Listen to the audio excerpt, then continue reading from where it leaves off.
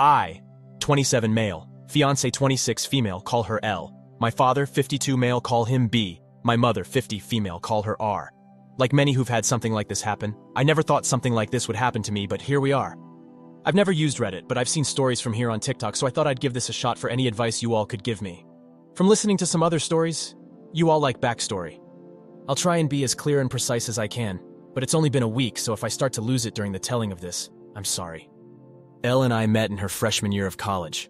We were both dorm in the same building where we eventually met. We later found out we lived 2 towns away from each other, so whenever we went home, I let her drive with me.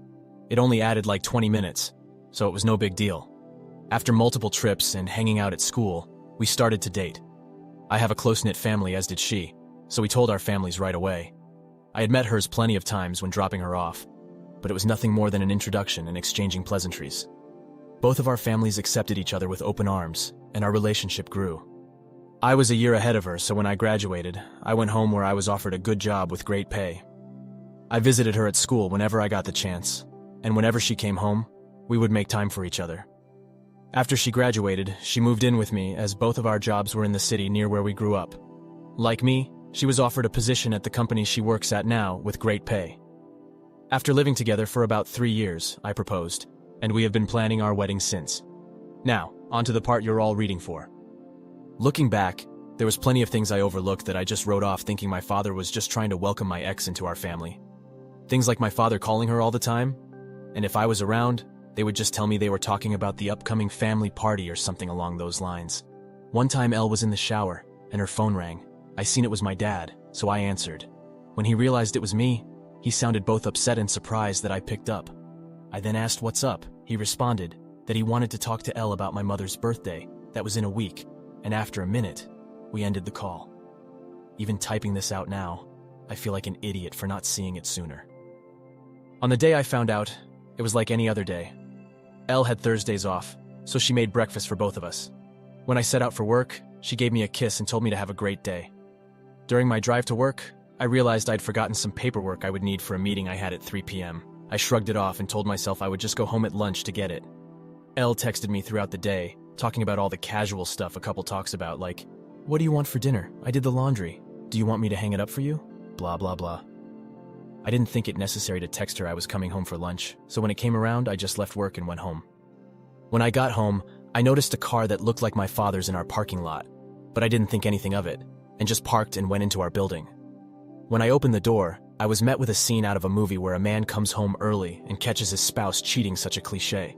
There was a trail of clothes, both his and hers, leading to my bedroom, and the sound of faint moans echoed through my apartment. I stood at the door in utter shock. My brain was a mix of rage, sadness, and disgust, but if you were a fly on my wall, you would see what looked like a statue. I just couldn't move.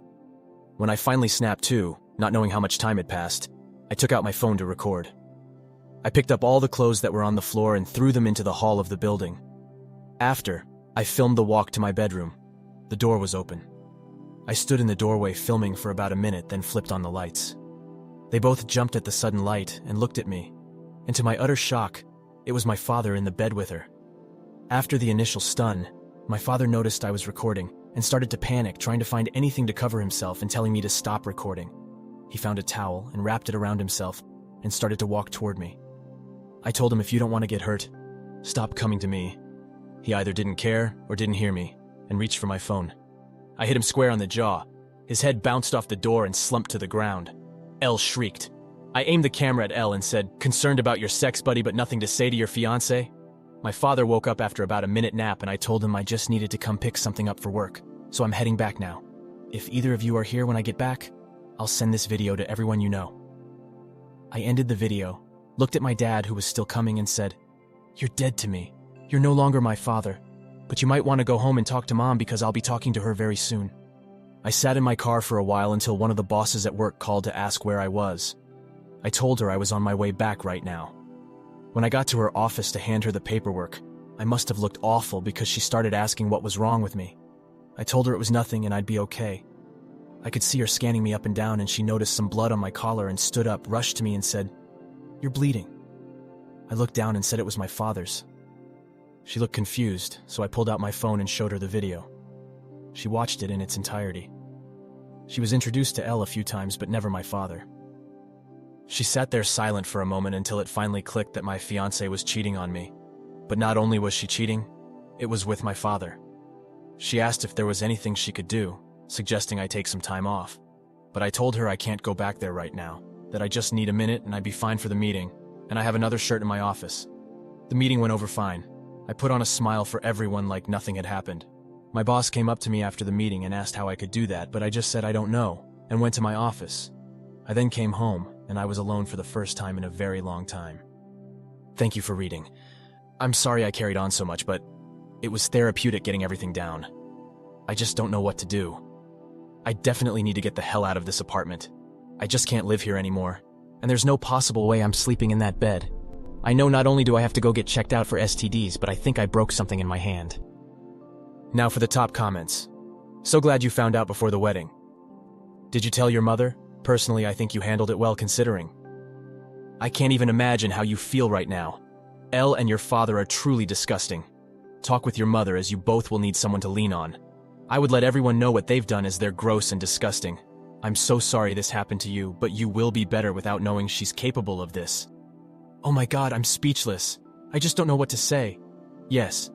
Please tell us what happened. This has destroyed a whole family for life. My work colleague's wife had an affair with his younger brother. It's been 24 years and his family is still broken. His mother and other brother turned on the affair brother. He ended up divorced 5 years later.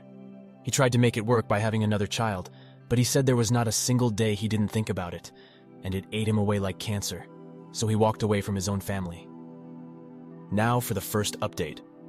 So the day after I posted, I tried to get into contact with my mother, but none of my calls were connecting. I wanted to see if she would get lunch with me, and I'd tell her everything. After about a dozen tries, I decided to get into my car and go to my mother's house. She needed to know what happened as soon as possible, even if talking about was going to make it hurt all over again. During the drive, I thought about what I would say and how I would say it. That made me start to panic. I had to pull over twice. It's not every day you have to tell your mom that her husband is screwing your fiancé. I pulled into the driveway and sat in my car for a moment to calm down and gather my thoughts. I was in my car for a few minutes when my mother threw her front door open, so I stepped out of my car. She started cursing at me, saying how dare I come to her home after I hit my father for trying to break up a fight between Elle and I. She called me every name in the book and called me an abuser. She told me I needed to leave since Elle isn't ready to forgive me yet, and that if she's smart, she hopefully never will. Yes. Apparently my father took Elle to my family's home and told my mom that Elle and I argued, and when my father tried to stop it, I hit him. She continued on for a while until I finally snapped and said, "Really, Mom? Because your husband is touching my fiancé, that's why I hit him. And if you can't take my word for it, I have a video. I'll send it to you. But because my own mother can talk to me like this, don't expect to see me again. I don't want to hear your apology when you finally figure out that you're just as bad of a mom as my father." Her face dropped. She looked like what I must have looked like when I first walked into my apartment and caught them. I pulled out my phone and sent her the video. My mom took hers out and turned it on. She pulled up the video and watched up until the part where I turn on the light. She then put her phone down, looked up at me, but I turned and went into my car. I backed out of her driveway, looked at her before I took off, and she was in tears. My heart felt for her, but too much was said during that fight for me to pull back in and forgive her. When I got home, I started clearing everything out of my apartment that had to do with Elle or my family. I boxed all of Elle's things up and put them next to the front door. Legally, this has been her place of residence, so I can't technically kick her out. Her name isn't on the lease, though. Also, she's the type of person who shy away from conflict, and if she returns other than to pick her things up, there will be plenty of conflict. Anything that had to do with my parents, I boxed up and put into storage. Like I said in my first post, we were a very close family, but I've never had a problem cutting toxic people out of my life. I texted Elle's parents and told them to call off the engagement. I told them she's been cheating on me. I thanked them for everything they've done for me. Our relationship was still building, but they were kind and supportive of me, so this just added more hurt to the mix. I finished by asking if they would come pick up all of her belongings. I haven't gotten a response from them yet, but I'm hoping they come grab her things so Elle doesn't have a reason to come back here. Now for the top comments. I figured he lied when your mother wasn't answering.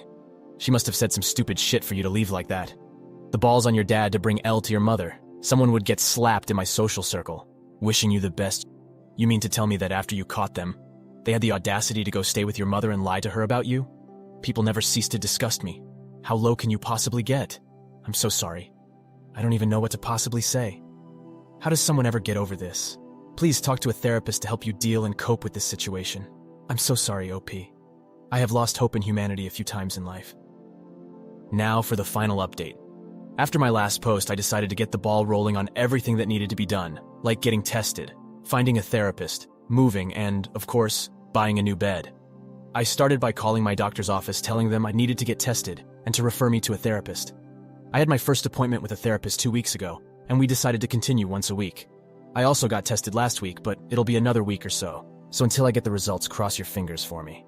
I got in touch with a real estate agent friend of mine, and he sent me a ton of listings, and I decided on a refurbished cabin on the outskirts of my city. I finished moving 2 days ago. When I finished moving, I called Elle's parents.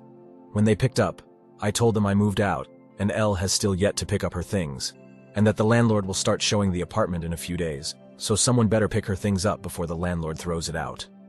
That must have lit a fire under them because the next day, my former landlord texted me thanking me for getting the apartment emptied out. No one knows where I live now other than the friend who set me up with this place, so I know Elle or my parents won't be dropping by.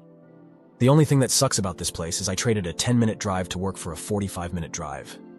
My phone has been blowing up with texts and calls from Elle, both my parents and some of my friends, but I have no interest in talking to anyone other than my therapist. At work, I've been a ghost. I go in, get my work done, and leave. On the rare occasion I have to talk to someone, I put on my fake smile and pretend everything is okay. My boss from my previous post has been trying to check in on me more, but I don't really tell her anything either. I just tell her I appreciate it, but I'll be okay. Truth is, I don't know if I'll be okay. I get that time heals and all, but I feel like that's only relevant when you're dealing with one issue, not when you lose who you thought were the 3 closest people in your life all at once. A huge part of me died, and there's no chance of resuscitating it. The meetings with my therapist are going well, I suppose. I've never done therapy before, so I have no reference on what good therapy is. We do get along all right, and she really seems genuine in wanting to help. The first session was us getting to know each other and delving into what brings me to her. Nothing in depth, but me just telling her what happened in my own words. The second session, we went a bit deeper. She asked me about the relationship I had with my parents. I told her up until now it was great. We talked often and always communicated well when something was wrong, and that I grew up in a great home, but that all means nothing now. She asked why I cut my mother out of my life. I told her she said things to me I wouldn't say to someone I despised, then told her there's no way she can come back from that. At the end of our last session, I gave her the link to my page on here so she can read more about how I feel and what's going on in my head. I feel like it's easier to type things out than it is to speak it. So if you're reading this, hi doc. For now, I'm still miserable. I thought I'd be okay by now. Not necessarily happy, but okay. I know some of it is my own fault not communicating to my friends, but when I think about responding to them, it just seems so exhausting. I know they'll want to get together or come to my new place, but I just don't have the energy to be around them. Until I do, I'll work, go to my appointments, and sit on my back deck, sipping on some bottom-shelf whiskey and try to enjoy this beautiful view. I haven't hunted since high school, so maybe I'll take that up again now that I can hunt from my back porch. Thank you all for reading this far. Now for the top comments. There are a lot of us following this and pulling for you. We admire you for the way you've handled yourself. I really want to know what OP's ex has to say. Better be worth the audacity she has. Also, I hope things get better for you, OP. Remember, boundaries are for what you allow in your life. You, and as is obvious, only you have your own well-being as a priority. It is 100% acceptable and understandable to not allow any of those people back into your life. I am glad you are getting therapy. Learn to let go of any hate you may have. The old proverb, hate is like drinking poison and hoping another person dies from it, which in no way, shape or form mean you should bend those boundaries unless you change your mind. I feel for you, man. It's one thing for your lady to do this to you, but with your father, and balls on both of them to throw you under the bus like that with your mom. I love my mom too, but if she really went wild and said stuff like that to me, they'd all be done. I would have kicked my dad in the nuts too while he was down for good measure. There was another story on here where the wife was asked for a paternity test, and she said she would divorce him if he did, because she was offended for even asking. Lo and behold, who's the father of his child? His dad. So his son is actually his half-brother. Just know this could have been you if you hadn't caught them. Karma will get them both eventually, hopefully. Thank you all for taking the time to listen to today's story. Please like, share, and subscribe if you haven't already. Until then, I'll see you in the next one. Peace.